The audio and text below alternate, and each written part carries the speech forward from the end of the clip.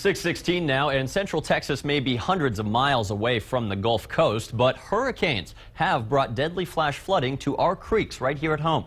Today, hurricane experts from all over the country are in town with their predictions for the upcoming storm season.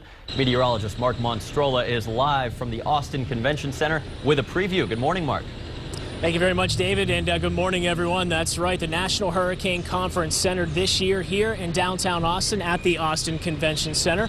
And as David mentioned, some of the best meteorological minds in the country and really the world have come together to discuss the science around hurricanes and tropical cyclones in general. And one of the big highlights of the National Hurricane Conference is one of the predictions that comes out every year from Colorado State University. And one of the, the dual members of the team, kind of a tag team with Dr. William Gray, whom you may have at home heard of. This is Dr. Phil Klotzbach, the other half of the Colorado State University team that puts out every year a forecast that has been unbelievably accurate, really, over the last 20 to 30 years. Is that right?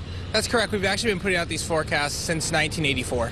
All right. Over 30 years. And for this year, I've heard you quoted as saying it's going to be a little boring for us this year, a little bit below average, it looks like. Why do you think that's the case? Yeah, we'll put out our first forecast next Thursday, April 9th. But at this point, we are thinking we're going to come out with a below average forecast, primarily due to the fact that we have a developing El Nino in the tropical Pacific that's warmer than normal waters there, that increases shear in the Atlantic, tears apart the storms, and that combined with the cooler than normal waters in the tropical Atlantic is likely to suppress the overall storm activity. So overall, a little below average, but we were talking just before coming on air here, and we may be a far inland here in central Texas, but the torrential downpours that come from tropical cyclones make an impact on the Texas coastline. We have to keep a very close eye on. You don't think it really may impact our potential that much, really, though? That's correct. If you look at the likelihood of landfalls, if you look at El Nino years, it really knocks down the chances of landfalls along the Florida Peninsula and East Coast, but it really doesn't impact landfall likelihood that much along the Gulf Coast.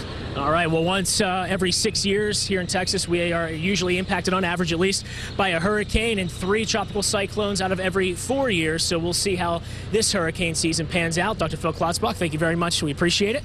And we'll have much more here from the Austin Convention Center. We're going to talk to a chef that makes disaster-prepared meals and also get a look at the new and upcoming storm surge watch and warning maps that are going to come out from the National Weather Service, all coming up on the CW in just a little bit.